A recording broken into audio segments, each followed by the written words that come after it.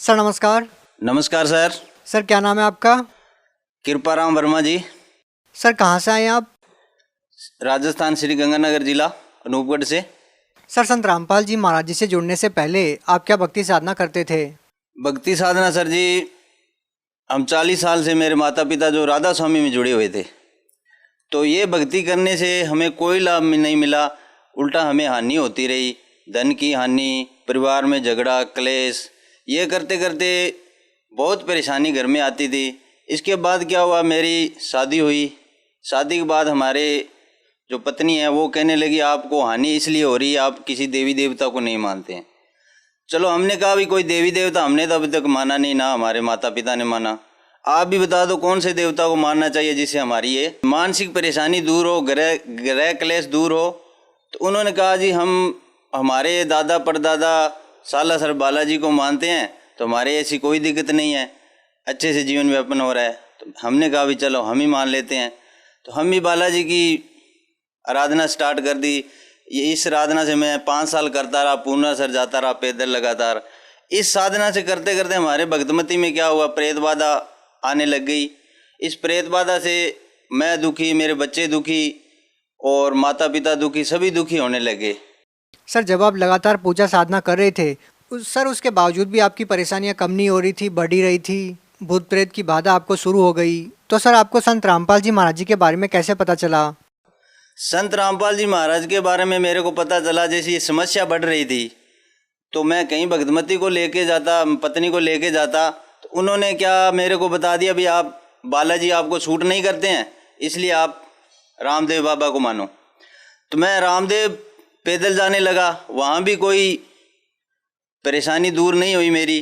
तो इसलिए क्या हुआ, जब मैंने सोचा कि सुखदायक कोई परमात्मा और ही है जो सबको सुख देता है। जैसे हमने सुना था अंधे को आंख देता है, कोडिन को काया, निर्धन को माया, ऐसा हमने सुन रखा था बचपन में भी। वो परमात्मा कौन सा है?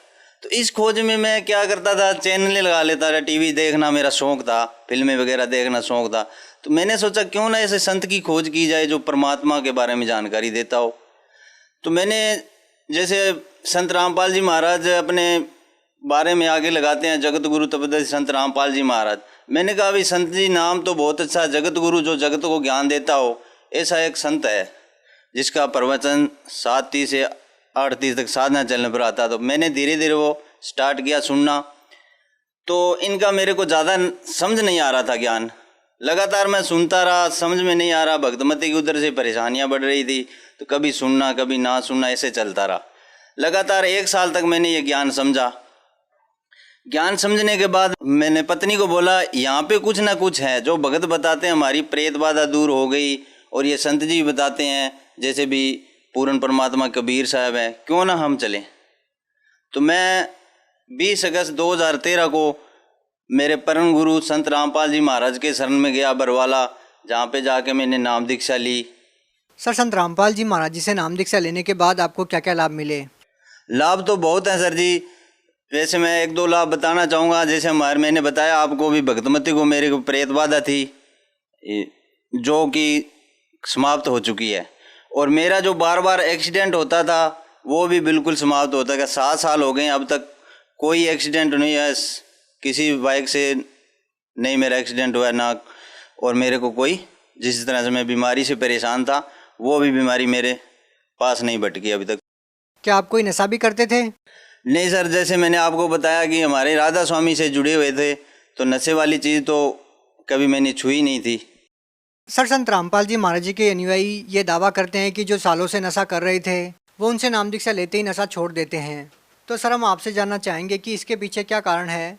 संत रामपाल जी महाराज जी ऐसी क्या जड़ी बूटी देते हैं कि उनसे नाम दीक्षा लेते ही नशा छोड़ देते हैं?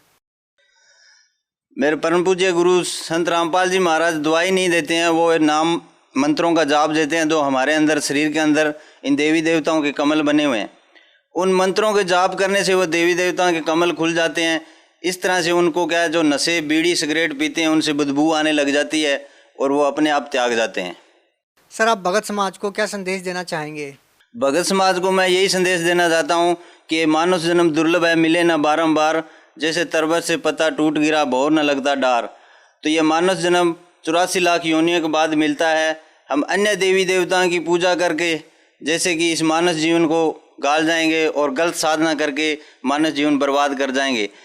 तो गुरु, पूर्ण गुरु एक बार ही धरती पे आता है, जो संत रामपाल जी महाराज के रूप में आज प्रकट हुए हैं, और उनका ज्ञान सुने, टीवी देखें, उनकी पुस्तकें ज्ञान गंगा जीने की राह मंगवाएं, फ्री निःशुल्क मंगाएं।